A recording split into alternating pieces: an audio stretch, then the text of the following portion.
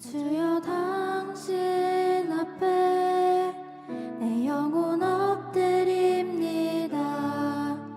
내 안에 가득한 세상에 소리 뒤로 한 채 오 주여 당신 앞에 겸손히 엎드립니다. 주의 말씀으로 날 채우소서.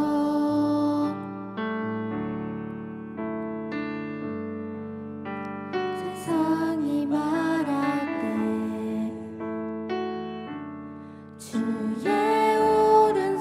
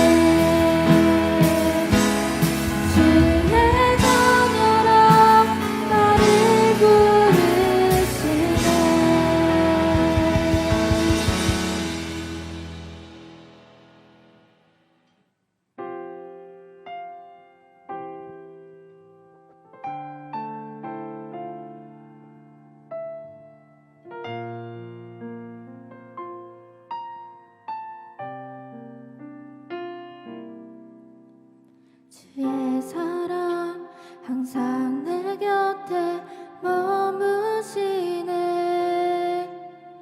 나 주님을 모른다 하여도 주의 사랑 또 나를 믿어주시네. 나 주님을 모른다 하여도 주의 사랑 항상 내 곁에 머무시네. 나 주님을 모른다 하여도 주의 사랑 또 나를 믿어주시네. 나 주님을 모른다 하여도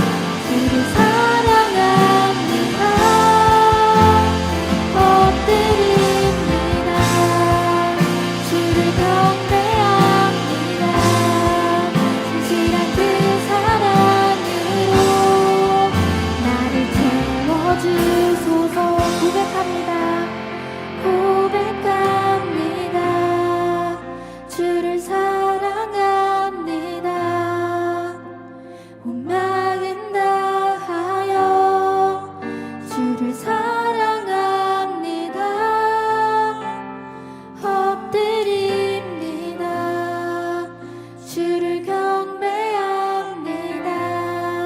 신실한 그 사랑으로 나를 채워주소서.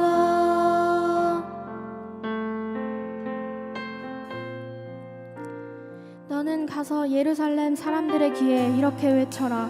나 여호와가 이렇게 말한다. 내가 젊은 시절에 나에게 얼마나 신실하였는지, 내가 신부였을 때에 나를 얼마나 사랑하였는지, 씨 뿌리지 못하는 땅 광야에서 나를 어떻게 따라다녔는지 내가 기억하고 있다. 예레미야 2장 2절 말씀. 아멘. 금요 예배의 말씀처럼 하나님께서는 우리가 가장 뜨겁고도 순수하게 사랑했던 때를 기억하고 계십니다. 지금 우리의 마음은 어떠합니까? 지금 오늘 우리의 예배는 어떤 모습입니까? 우리는 있었을지라도 주는 기억하고 계십니다. 내 이름을 처음으로 부르던 그 나를 내가 기억한다. 내 이름을 부르짖으며 나를 찾던 때를 내가 기억한다. 나는 오늘도 너만을 기다렸다 말씀하신 것 같습니다. 이런 주님 앞에 우리 이렇게 기도합시다. 주님, 오늘의 예배가 그 첫사랑을 회복하는 예배가 되게 하여 주시옵소서. 아직 그 경험을 하지 못했다면 오늘이 바로 주를 만나는 시간, 그 사랑을 경험하는 시간 되게 하여 주시옵소서. 나의 온 마음 다해 주를 향한 사랑을 고백하기 원합니다라고 우리 함께 주의 이름 부르짖으며 기도하시겠습니다. 주여, 주님 하나님 아버지, 그렇습니다. 나를 먼저 찾아오시고 내가 먼저 주를 찾는 것이 아니고 주께서 먼저 나를 구원하신 자에게 사랑을 보여주셨음을 내가 고백합니다. 주님 하나님 아버지, 오늘의 예배 나올 때에 한없는 사랑으로, 한없는 진실하심으로, 한없는 은혜로 내게 찾아오신 그 주님 앞에 나의 마음을 고백하기 원합니다. 나를 언제나 기다려주셨던 주님, 나를 언제나 사랑하셨던 주님, 그 주님 앞에 주님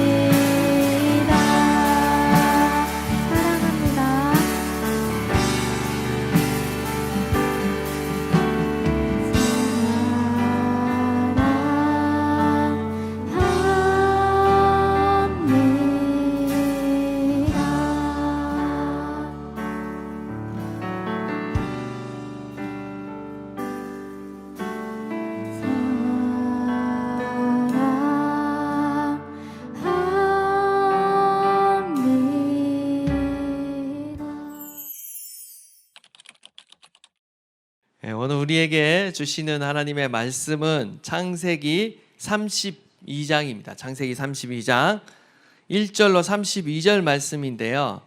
우리가 12절까지 읽도록 하겠습니다. 12절까지 우리 한 절씩 교독하도록 하겠습니다. 야곱이 길을 가는데 하나님의 사자들이 그를 만난지라.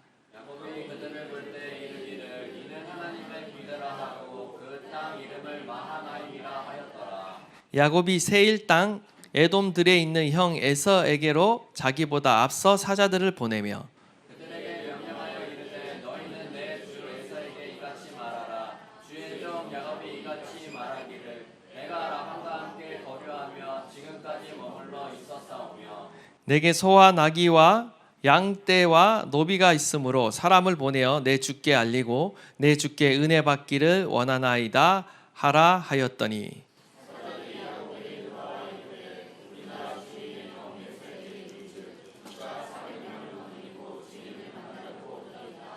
야곱이 심히 두렵고 답답하여 자기와 함께한 동행자와 양과 소와 낙타를 두 떼로 나누고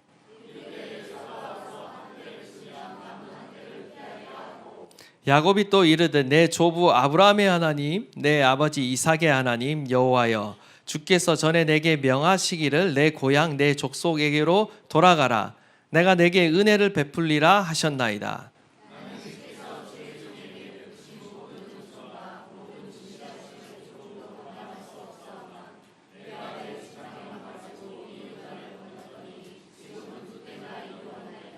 내가 주께 간구하오니 내 형의 손에서 에서의 손에서 나를 건져내시옵소서. 내가 그를 두려워함은 그가 와서 나와 내 처자들을 칠까 겁이 나기 때문이니이다. 주께서 말씀하시기를 내가 반드시 내게 은혜를 베풀어 내 시로 바다에 셀 수 없는 모래와 같이 많게 하리라 하셨나이다. 아멘. 예, 야곱은 지난 20년간의 하란의 도피 생활을 완전히 청산하고 이제 본격적으로 귀향길에 오르게 됩니다. 31장을 우리가 다 살펴보지는 않았어요. 근데 이 31장에서 야곱은 외삼촌 라반의 추격으로 인해 또 일시 위기 가운데 빠지게 됩니다. 그러나 하나님의 또 강권적인 개입으로 인해서 야곱은 라반과 화친 언약을 맺게 되고 평화롭게 이제 헤어졌어요. 그러나 이제 야곱은 또 한 번 인생의 최대의 위기를 또 맞이하게 됩니다. 인생 최대의 걸림돌이었던 바로 쌍둥이 형 에서와 이제 만나야 하기 때문인 거죠. 라반의 추격을 간신히 벗어난 야곱 앞에 다시 에서의 칼이 기다리고 있었습니다. 과연 야곱은 이 위기를 어떻게 극복할까요?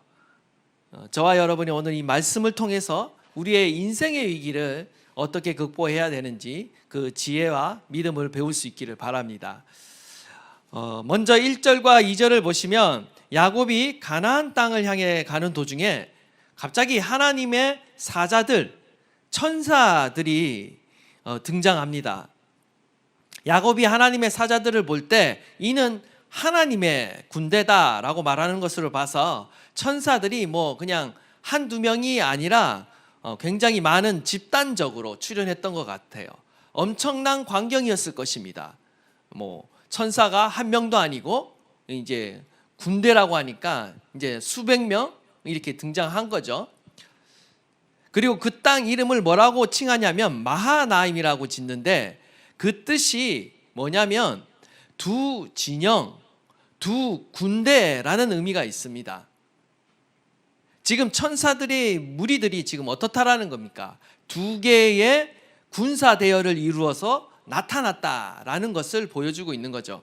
재미있는 사실은 지금 이렇게 하나님의 사자들, 천사들이 엄청나게 등장을 했는데 왜 이 하나님의 사자들이 야곱에게 나타났는지 아무런 언급도 없다라는 거예요. 아무런 언질도 없다라는 거예요. 대개 성경 가운데 하나님의 천사가 나타나면 어떤 메시지를 전달하거나 어떤 말을 전하게 되어 있어요. 그런데 아무런 설명도 없이 그냥 침묵 가운데 이 이야기가 2절 만에 끝나고요. 다음 이야기로 그냥 넘어가요. 이 엄청난 사건을요, 단 2줄로 끝내버리고 그냥 지나가 버립니다. 야곱이 그냥 길을 가다가 우연히 만났기 때문에 더 이상 아무런 일도 없었던 것일까? 그렇지는 않겠죠. 분명히 의미 있는 사건이에요. 2줄밖에 되어 있지 않고 아무 설명도 없지만 이거는 너무나 중요한 사건이에요. 근데 아무런 설명도 없다라는 거죠. 1절을 여러분이 다시 보시면 천사가 그를 만난지라라고 말하고 있어요. 그를 만난지라라고 말하는데 여기서 만나다에 해당하는 히브리어가 파가입니다. 우리 한글 성경에는 번역되어 있지 않지만 사실 여기에 전치사가 하나 붙어 있어요. 그래서 전치사와 함께 해석을 하면요, 그 의미가 조금 달라집니다. 어떻게 달라지느냐? 도달하다, 이르다라는 의미가 있어요. 그냥 만나다가 아니라 도달하다, 이르다라는 의미를 갖게 되는데, 지금 하나님의 사자들이 야곱에게 도달했다, 야곱에게 이르렀다라는 말이에요. 그러니까 무슨 말입니까? 우연히 만난 게 아니라 지금 천사들이 야곱을 만나러 지금 찾아왔다라는 거예요. 의도를 가지고 찾아온 것입니다. 따라서 본문은 하나님으로부터 파견받은 이 천사들이 야곱을 만나려고 미리 계획을 세워서 그에게 다가왔다, 목적을 가지고 다가왔다라는 사실을 알게 되는 거죠. 목적을 가지고 의도적으로 찾아왔어요. 근데 왜 아무 말도 안 하고 그냥 떠났을까요? 사라졌을까요? 그러면 이 사건이 의미하는 바는 무엇인가? 지금 하나님의 천사들이 출현한 목적은요, 의외로 간단합니다. 말하지 않아도 그 다음 이야기를 통해서 알 수가 있는 거예요. 바로 이 천사들의 출현의 목적은요, 바로 에서와의 만남을 대비하기 위함인 거예요. 곧 마주하게 될 그 두려운 상황 가운데 미리 앞서 두려워하지 말라고 하나님의 임재를 미리 보여주는 것입니다. 내가 너와 함께하고 있다는 사실을 보여주는 거예요. 마하나임의 사건의 2가지 의미는 이렇습니다. 첫 번째가 바로 임마누엘의 확신입니다. 임마누엘의 확신. 야곱은 이곳에서 만난 하나님의 이 천사들을 통해서 어떤 사실을 다시 한번 생각하느냐 하면요, 바로 20여 년 전에 베다엘 사건을 떠올리게 되는 거예요. 야곱은 20여 년 전에 바로 이 고향 브엘세바를 떠나 밧단 아람으로 가던 중에 베델에서 하나님의 천사들을 만났습니다. 근데 이제 다시 야곱이 가나안 땅으로 돌아가는데 그 길 도중에 또 하나님의 천사들이 지금 출현한 거예요.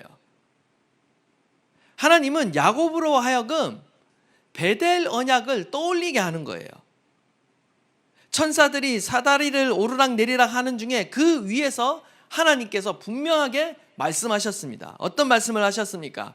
창세기 28장 15절 말씀을 하신 거죠. 내가 너와 함께 있어 내가 어디로 가든지 너를 지키며 너를 이끌어 이 땅으로 들어오게 할지라. 내가 네게 허락한 것을 다 이루기까지 너를 떠나지 아니하리라. 이 말씀을 떠올리게 된다라는 거예요. 아, 하나님이 나를 여기까지 인도하셨다라는 것을 지금 인도의 말씀을 시각적으로 보여주고 있는 거예요. 그냥 우연히 천사를 만난 게 아니라는 거죠. 천사들을 쳐다보는 야곱의 마음에는 베델 언약 이후에 하나님이 지금까지 나와 함께하고 계셨구나 라는 사실을 그가 깨닫게 되는 겁니다. 2번째로는 어떤 의미가 있냐면요, 바로 강력한 보호의 확신이 여기에 담겨져 있다라는 거예요. 마하나임은 아까 전에 2 군대, 2 진영을 뜻한다라고 말씀을 드렸습니다. 야곱의 지금 초라한 이 행렬 뒤에 누가 있다라는 거예요? 하나님의 강력한 천군 천사가 호위하고 있다라는 것을 지금 보여주고 있는 거예요. 에서의 위협 속에서도 하나님의 군대가 지금 자신을 안전하게 고향까지 인도하고 보호할 거라는 것을 보여주고 있는 거예요. 결국 마하나임은요, 위기 앞에 선 야곱에게 영적인 눈을 열어주시는 것입니다. 지금 내가 내 눈앞에 당면한 그 문제보다 더 큰 하나님의 군대가 너를 지키고 있고 보호하고 있다라는 것을 보여주고 있는 것입니다. 그리함으로써 하나님의 승리와 확신에 대해서, 안전에 대해서 그가 확신을 가질 수 있도록, 평안할 수 있도록 이 놀라운 광경을 보여주고 계신다라는 거죠. 야곱은 라반의 칼에서 벗어나기 무섭게 이제 에서를 마주해야 합니다. 전에 에서를 피해 도망치던 그 밤보다 지금 에서를 만나러 가는 이 길이 훨씬 더 두려웠을 것입니다.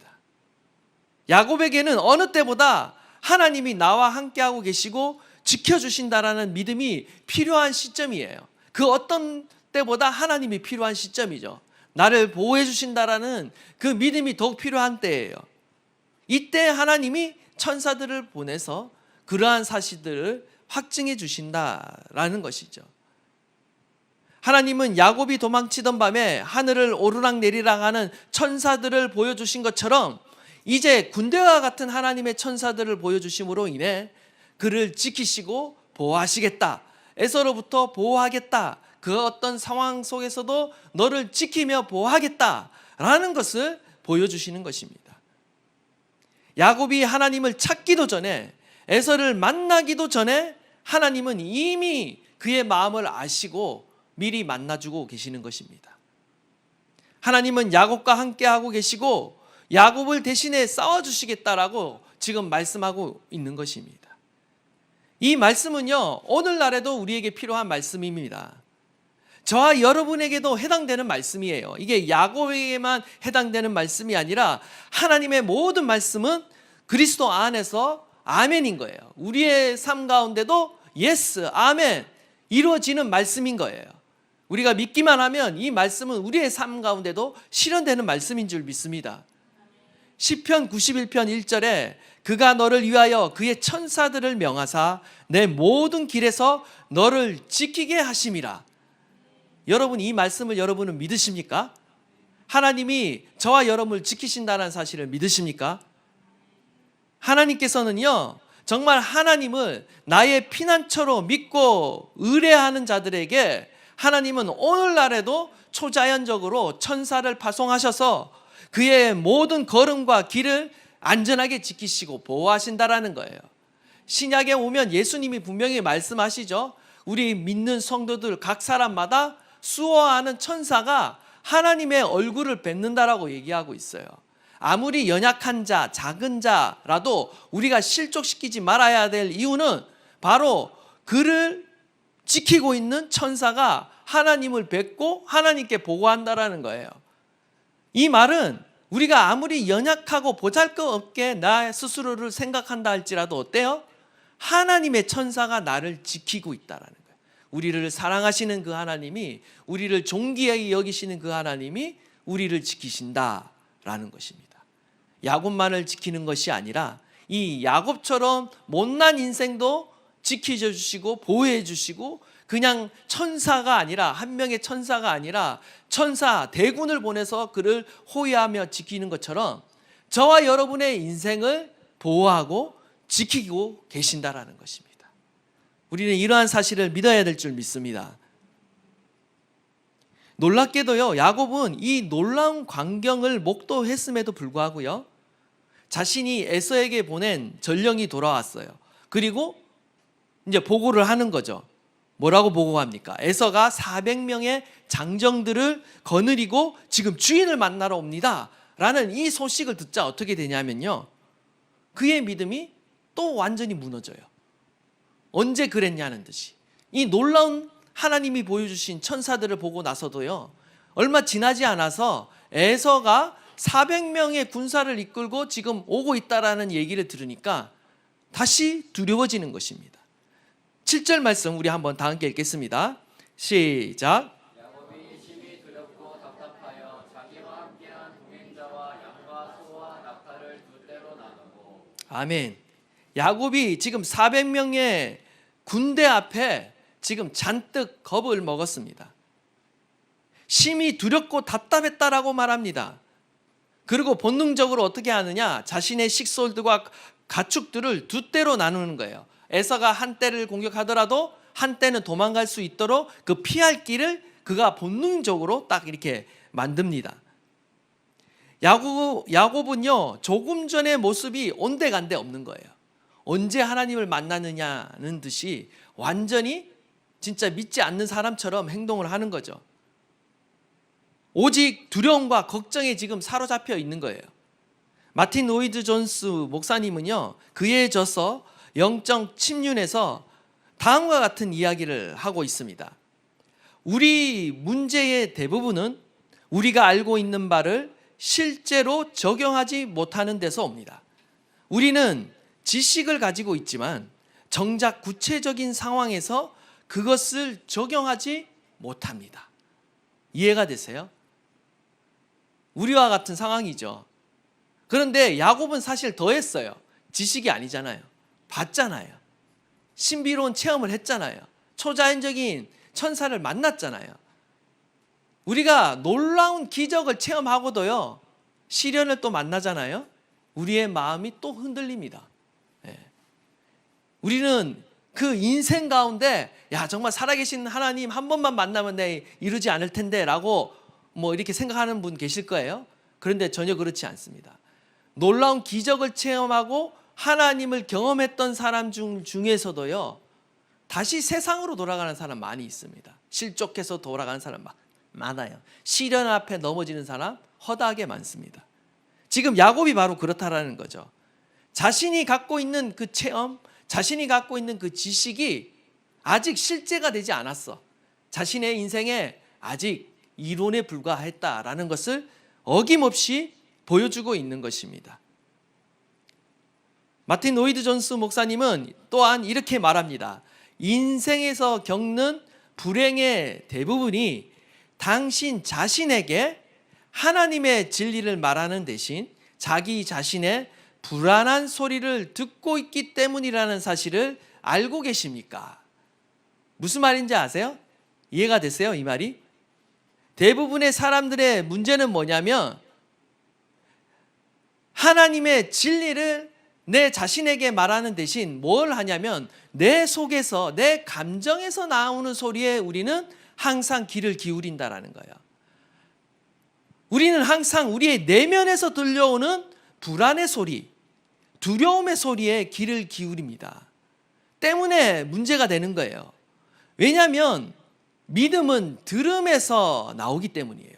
그런데 우리가 하나님의 말씀을 듣는 것이 아니라 항상 우리 자신으로부터 나오는 그 불안정한 감정의 소리를 우리가 듣기 때문에 우리는 다운되는 거예요. 불안해지고 더 두려워지는 거예요.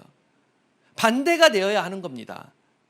불안하고 초조할 때 우리는 내 마음의 소리를 들어서는 안 되고요. 어떻게 해야 됩니까? 하나님의 말씀, 그 진리를 우리 내면에 다시 거꾸로 들려줘야 되는 거예요.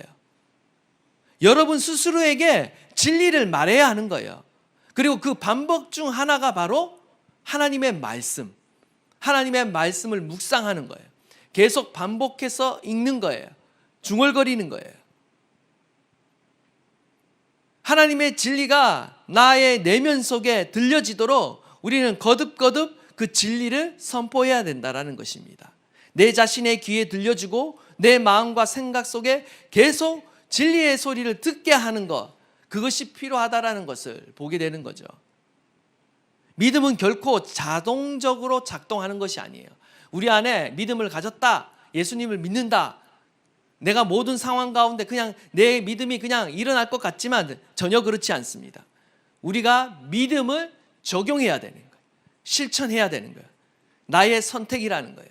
믿음의 생각을 내가 갖나, 아니면 나는 그냥 흘러가는 대로, 환경대로, 내가 바라보는 현실대로 그냥 바라보고 그냥 그 감정대로 느낄 것인가, 아니면 내가 이것을 거절하고 믿음의 생각을 취할 것인가. 우리는 날마다 믿음을 선택해야 된다는 거예요. 환경 가운데 우리가 믿음을 선택해야 되는 것입니다.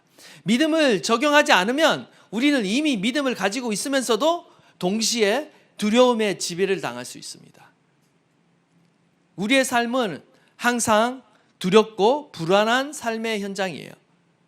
그 가운데 우리는 믿음을 적용하고 발휘해야 하는 거예요.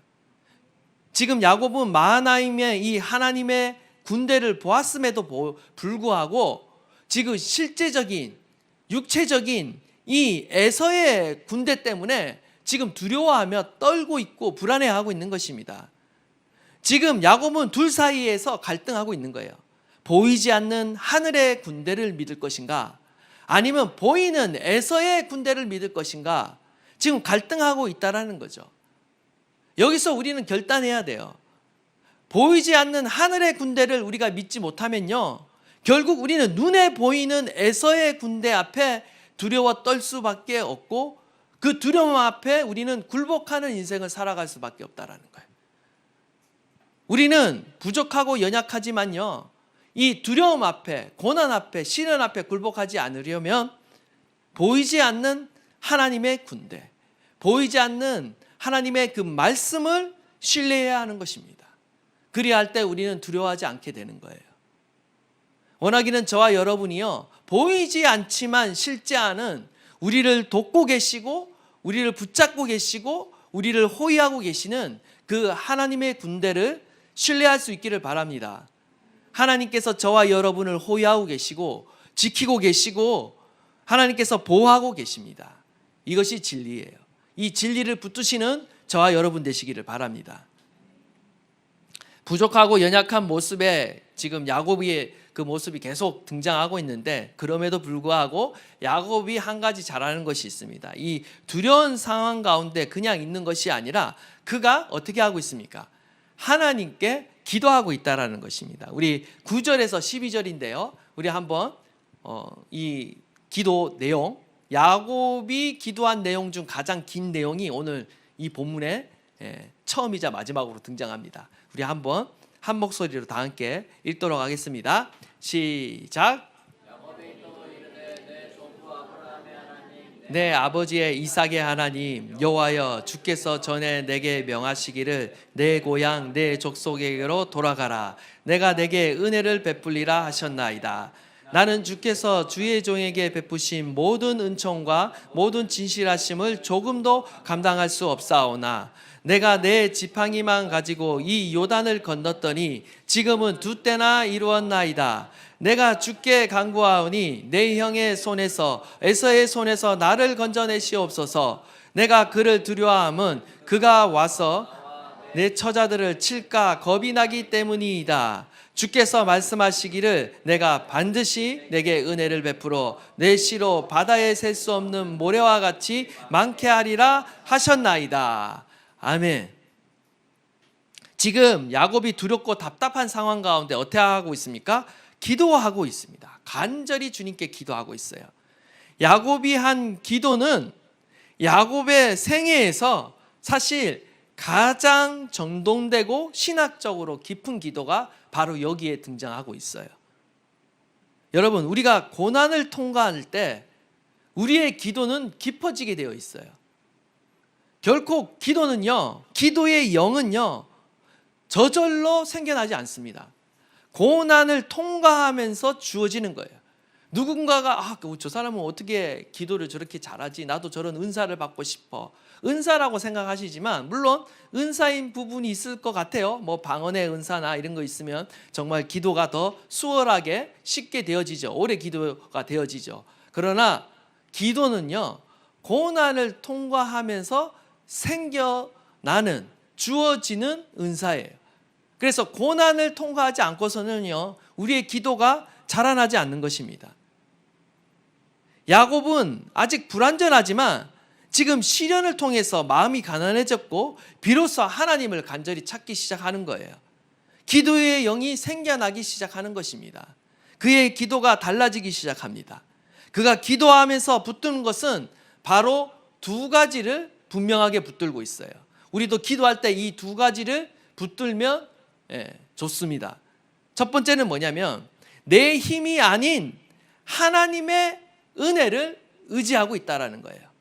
10절에 보면 나는 주께서 주의 종에게 베푸신 모든 은총과 모든 진실하심을 조금도 감당할 수 없사오나 내가 내 지팡이만 가지고 이 요단을 건넜더니 지금은 두 때나 이루었나이다. 무슨 말입니까? 야곱은 평생 자신의 힘만을 의지했어요. 자신의 힘으로 모든 것을 이루었다, 그리고 이루겠다라고 하면서 살았어요. 치열하게 살아온 사람입니다. 그러나 그의 기도 가운데 지금 무엇을 고백하고 있습니까? 자신의 소유가 지금 두 때나 이루었는데 이 모든 것이 하나님께서 베푸신 모든 은총과 진실하신 때문이다 라고 지금 고백하고 있는 거예요. 심지어 조금도 감당할 수 없습니다 라고 지금 겸손하게 고백하고 있는 거예요. 그의 교만했던 자아가 깨어진 거죠. 시련을 통해서 그가 깨어졌습니다. 그리고 영적으로 철이 들기 시작했어요. 이 모든 것이 사실은 하나님의 은총이었구나 라는 것을 그가 깨닫기 시작하는 거죠. 그리고 계속해서 반복해서 등장하는 단어가 무엇입니까? 바로 은혜라는 단어가 등장하죠. 9절에 내가 내게 은혜를 베풀리라 하셨나이다 라고 하면서 하나님의 은혜를 계속 그가 의지하면서 의도적으로 말하면서 기도하고 있다는 것입니다. 두 번째로는 뭘 붙드느냐? 바로 하나님의 말씀을 붙들고 그가 기도하고 있다는 거예요. 야곱의 기도의 가장 큰 특징은 기도의 시작과 끝이요 모두 주께서 말씀하시기를, 이 말을 사용하고 있어요.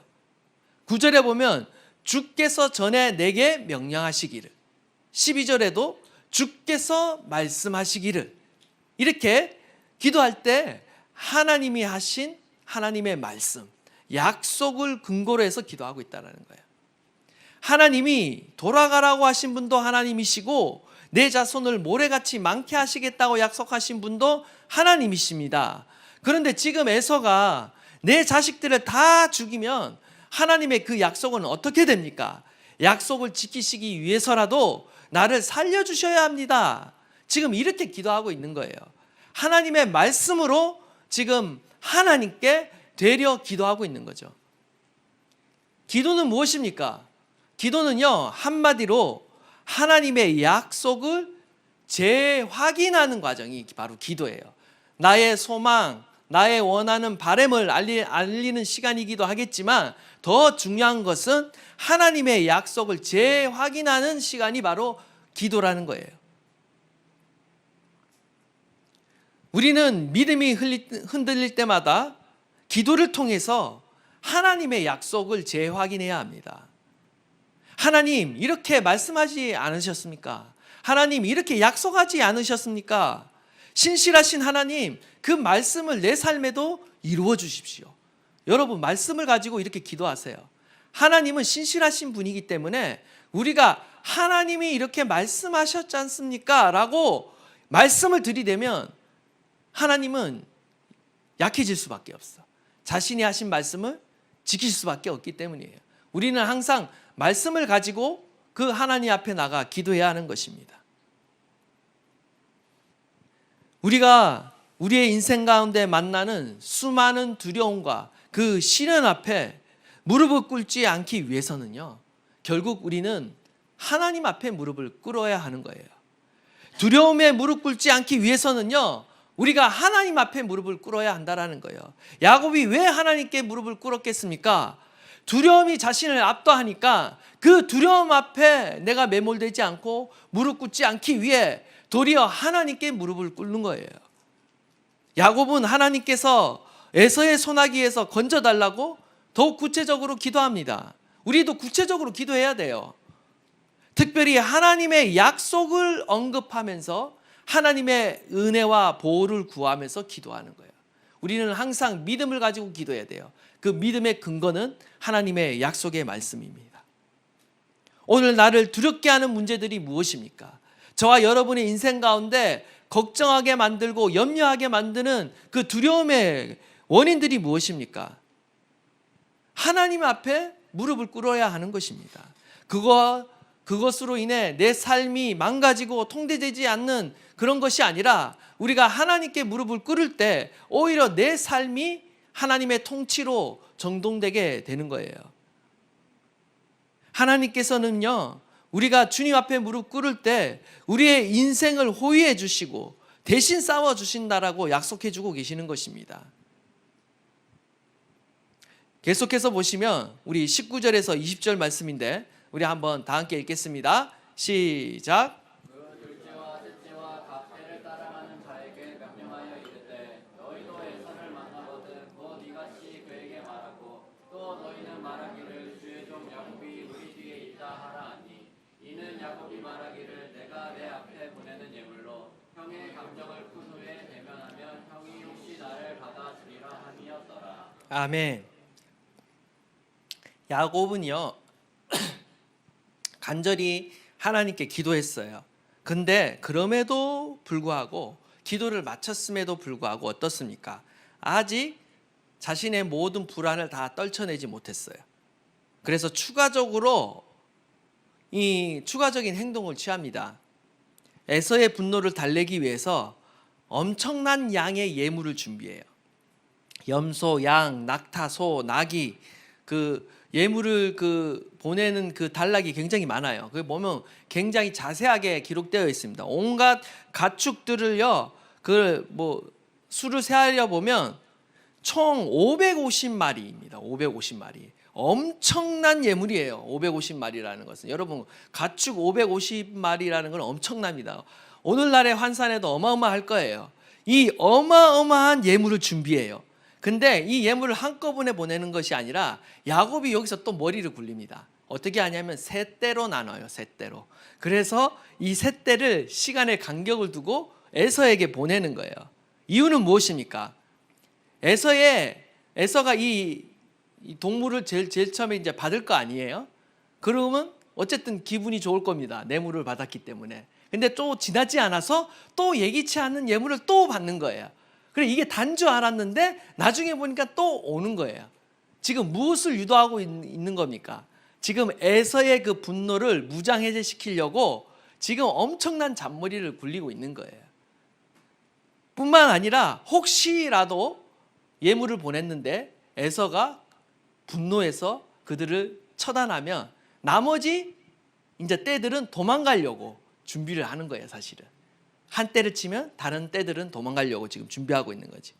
지금 야곱은 위기를 모면하기 위해서 자신의 지혜를 총동원해서 아주 세심한 전략을 세우고 있는 거예요. 심지어 야곱은요 각각의 떼를 보내면서 그것을 맡은 종에게 에서에게 어떤 말을 해야 할지를 정확하게 알려줘서 그것을 꼭 말하도록 시켰어요. 세 종에게 매번 어떤 말을 시켰냐면 주인님의 종이신 야곱이 우리 뒤에 있습니다. 주인님의 종이신 야곱이 우리 뒤에 있습니다. 가는 종마다 이 말을 하는 거예요. 그러면 에서가 들을 때 어떤 마음이 들을까? 주인님의 종인 야곱이 내 뒤에 있다. 이 말은 뭐예요? 에서가 주인이고 야곱이 종이라는 거예요. 지금 에서를 높여주고 있고 지금 야곱을 스스로 낮추고 있는 거죠. 지금 이러한 야곱의 모습은요 굉장히 익숙한 장면입니다. 야곱이 삶의 중요한 순간순간마다 위기마다 볼 수 있었던 익숙한 장면이에요. 야곱은 자기가 할 수 있는 모든 꾀를 지금 짜내고 있는 거예요. 어떻게 하면 에서의 분노를 달랠 수 있을까? 그러나 어떻습니까? 야곱은 이렇게 모든 수단을 이렇게 강구하고 사용해도요 자신 안에 있는 이 두려움과 불안이 사라지지 않는 것입니다. 한밤중에 일어나 모든 처자식들을 데리고 야복강으로 건너가게 했습니다. 그리고 자신 혼자 야복강 나루에 홀로 남게 되죠. 야곱은 더 이상 도망갈 곳도 없이 가장 무기력한 모습으로 야복 나루에 홀로 남아있게 됩니다. 자신의 인생에서 가장 고독한 순간을 그가 맞이하게 돼요. 자신의 모든 지혜와 방법을 다 사용했지만 이 두려움을 없앨 수가 없어요. 에서가 어떻게 나올지 장담할 수가 없는 거죠. 그때 바로 하나님께서 등장하시는 것입니다. 우리 24절 말씀 다 함께 읽겠습니다. 시작. 야곱은 홀로 남았더니 어떤 사람이 날이 새도록 야곱과 씨름하다가 아멘. 지금 홀로 남은 야곱에게 어떤 사람이 찾아와서 밤새도록 씨름합니다. 바로 천사와 씨름한 거예요. 하나님이 야곱에게 씨름을 걸어오신 것입니다. 인생의 본질적인 문제는요 결국 하나님과 나 단둘이서 대면할 때 해결된다라는 것을 보여주고 있는 거예요. 브루스 윌키 교수님은요 이 본문을 가지고 이런 주장을 합니다. 하나님은 때로 한 사람의 삶에 개입하셔서 그를 그의 모든 인간적인 자원과 관계로부터 분리시킨다. 왜냐하면 인간이 진정으로 자기 자신을 포기하고 하나님을 온전히 인정하게 되는 곳은 군중 속이나 세상 속의 분주함 속이 아니라 하나님과 단둘이 남겨진 그 고독의 자리이기 때문이다 라고 말하고 있어요. 우리는 하나님과 독대하는 시간이 필요하다라는 것을 보게 됩니다. 브루스 윌키 박사는요, 이 창세기 32장 24절을 주석하면서 홀로 남겨진 이 야곱의 상황을 이렇게 기술합니다. 가족과 모든 소유를 야복강 건너편으로 보낸 후 야곱은 모든 인간적인 안정망과 호위대, 자원을 빼앗긴 채 홀로 남겨졌습니다. 하나님은 사람이 자기 자신의 한계에 다다르게 하시고 더 이상 자신의 꾀가 아닌 오직 주님만을 온전히 의지하도록 그를 고립시킵니다 라고 이렇게 말하고 있습니다. 이 씨름은 단순한 육적인 씨름이 아니었다라는 것입니다.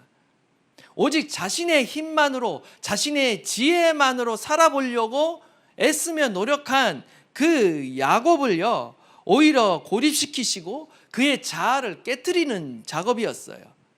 오직 은혜를 의지하는 사람으로 만들어 가시려는 하나님의 거룩한 싸움이었다라는 거예요. 영적인 싸움이었다라는 거죠.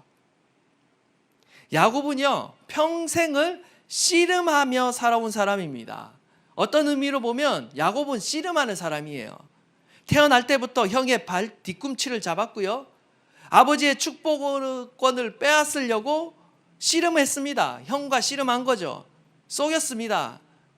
결국 또 삼촌 라반의 밑에서도, 그 간사한 삼촌 밑에서 20년간을 씨름하며 결국 끝내 큰 재물을 이끌고 지금 도망 나왔어요.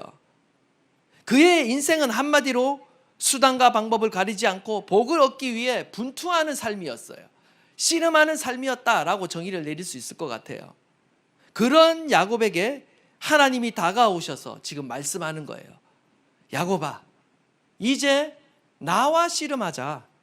언제까지 너의 장깨와 수단으로 인생을 살아내려 하느냐? 이제는 나와 씨름하자. 주님은 말씀하시는 거죠. 25절을 보면 자기가 야곱을 이기지 못함을 보고 그가 야곱의 허벅지 관절을 치매 야곱의 허벅지 관절이 그 사랑과 씨름할 때 어긋났더라. 하나님께서 야곱과 씨름하시다가 날이 새려고 하자 야곱의 허벅지 관절을 치십니다. 허벅지 관절, 오늘날로 말하면 뭐 엉덩이뼈, 고관절, 뭐 여기를 말하고 있는 거예요. 지지 않으려고 애쓰는 이 야곱의 허벅지 관절을 억지로 어긋나게 만드셨어요. 여러분, 허벅지 관절은요, 이 고관절은 인간의 몸에서 가장 크고 강한 뼈입니다. 사람이 땅에 두 발로 버티고 서서 자신의 힘을 발휘할 수 있기 위해서는 이 허벅지 뼈가, 관절이 굉장히 중요합니다. 근데 하나님께서 이 환도뼈가 어긋나게 하셨다라는 것은 이제 야곱이 자신의 힘으로는 더 이상 설 수도 없고 달릴 수도 없고 에서로부터 도망칠 수 없도록 의도적으로 만드신 거예요. 완벽한 무능력의 상태를 하나님이 만드신 거죠. 야곱이 평생 의지해온 인간적인 꾀와 힘의 근원을 차단하신 겁니다. 환도뼈가 부러진 순간 야곱의 씨름 방식이 바뀌기 시작합니다. 어떻게 바뀝니까? 지금까지는 상대방을 넘어뜨리려고 이기기 위해서 씨름을 했다라면 환도뼈가 부러지고 나서는 이기기 위한 씨름이 아니에요. 이제는 하나님께 지탱하고 막 매달리는 그런 씨름으로 바뀌었어요. 매달리는 씨름으로 바뀌었습니다. 하나님을 붙잡는 씨름으로 바뀌었어요. 이건 이기고자 하는 씨름이 아니에요. 야곱은 인생 최대의 공경 앞에서 지금 필사적으로 하나님께 매달리기 시작했다는 거예요. 26절 말씀 우리 다 함께 읽겠습니다. 시작. 야곱이 이르되 당신이 내게 축복하지 아니하며 가게 하지 아니하겠나이다. 아멘. 자신이 자랑하던 환도뼈가 부러지고 나자 비로소 깨닫는 거예요. 아, 하나님의 은혜가 없이는 오직 하나님의 축복이 없이는 내가 살아갈 수 없구나. 하나님의 은혜만이, 축복만이 나를 살릴 수 있다라는 것을 그가 온몸으로 체득하게 된 것입니다. 그때까지 자기 힘만 믿고 살아온 야곱에게 이제는 하나님만 의지하라는 그 강력한 메시지를 하나님께서 주고 계시는 거죠. 이제 야곱은 하나님만을 붙들고 의지해야 살아갈 수 있는 존재로 하나님께서 변화시킨 거예요. 야곱이 처음부터 약속하신 그 하나님을 붙들고 몸부림치며 기도했다면 그는 그 숱한 고난의 시간은 달라졌을 것입니다. 달라졌을 거예요. 하나님은 야곱의 허벅지 관절을 치심으로 하나님의 능력을 대체해온 그의 힘을 무력화시키고 있는 것입니다. 그리고 하나님이 그에게 물으십니다. 내 이름이 무엇이냐? 하나님이 그의 이름을 몰라서 물으시는 것이 아니죠. 이 질문은 너는 지금까지 어떤 정체성으로 살아왔느냐 질문하는 것입니다. 야곱은 고백해야 했습니다. 저는 야곱입니다. 발 뒤꿈치를 잡는 사람입니다. 속이는 자입니다. 빼앗는 자입니다. 자기 힘만을 믿고 살아온 자입니다. 그는 고백할 수밖에 없었다라는 거죠. 그때 하나님이 말씀하시는 거예요. 내 이름을 다시는 야곱이라 부를 것이 아니요 이스라엘이라 부를 것이니 이는 내가 하나님과 및 사람들과 겨루어 이겼습니다. 야곱이 힘이 세서 지금 하나님을 힘으로 눌러서 이긴 게 아니에요. 천사를 힘으로 눌러서 이긴 게 아니에요. 오히려 졌어요. 지금 자기의 무능력함을 인정하고 오직 하나님의 은혜만을 바라보며 하나님께 전적으로 매달렸을 때 하나님은 그의 항복 선언을 듣고 나서 그의 승리를 선언해 주시는 것입니다. 역설적인 거죠. 하나님께 지는 것이 곧 인생 최고의 승리의 비결이라는 거예요. 우리는 하나님을 이기려고 들면 안 됩니다. 오히려 하나님께 항복해야 되는 거예요. 하나님께 질 때 우리는 이기는 삶을 살아갈 수 있는 것입니다. 하나님은 자신의 환도뼈가 꺾여지고 오직 하나님의 은혜만을 구한 야곱에게 오히려 하나님을 이겼다라고 선언하시면서 이스라엘이라는 이름을 주십니다. 새 이름을 주셨다라는 것은 새 신분, 새로운 정체성을 주셨다라는 겁니다. 야곱은 지금까지 자신의 꾀로 외롭게 싸우는 자였습니다. 그러나 이제는 하나님의 도움을 받아 싸우는 자가 된 거예요. 더 이상 혼자 싸우지 않아도 되는 거예요. 하나님과 더불어 싸우는 자가 된 것입니다. 여기서 이겼다라고 말할 때 이겼다는 것은 어떤 물리적인 승리만을 말하는 것이 아니라 능력이 있다, 강력하다라는 뜻이 있습니다. 야곱과 그의 후손들이 하나님을 전적으로 의지할 때 어떻게 되느냐? 진정 강하게 된다는 거예요. 능력이 있는 사람이 된다는 거예요. 하나님과 사람으로부터 사랑을 받고 존경받는 능력 있는 사람이 된다는 것을 시사해 주고 있는 것입니다. 저와 여러분도 마찬가지입니다. 저와 여러분이 우리의 힘과 우리의 지혜를 자랑하며 그것을 의지하는 삶이 아니라 전적으로 하나님을 의존하는 하나님의 은혜로 살아가는 그 삶을 우리가 배우기 시작할 때 하나님은 저와 여러분을 지켜주시고 보호해 주실 뿐만 아니라 정말 그리스도 안에서 능력 있는 삶을 살아가도록 저와 여러분을 인도하실 줄 믿습니다. 우리가 이 하나님을 신뢰하는 가운데 우리의 인생 가운데 만나는 그 모든 위기 가운데 하나님을 붙듦으로 신실하신 그 하나님을 붙듦으로 승리하는 인생을 살아갈 수 있기를 간절히 축원합니다. 아멘.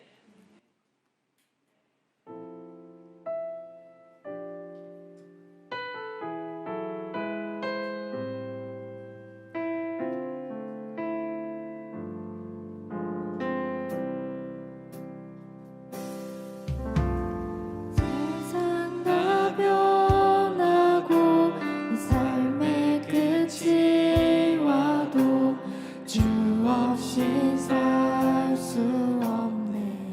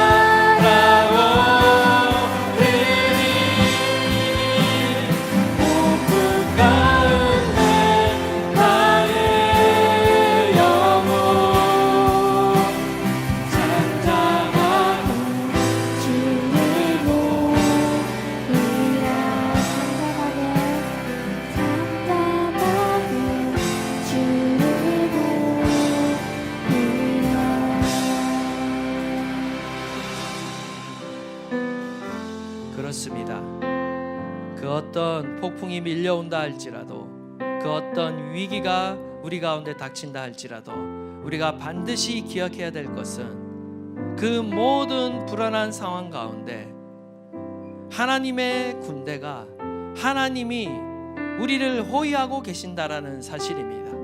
오늘도 하나님은 하나님의 그 약속의 말씀을 기억하고 계십니다. 잊지 않고 계십니다.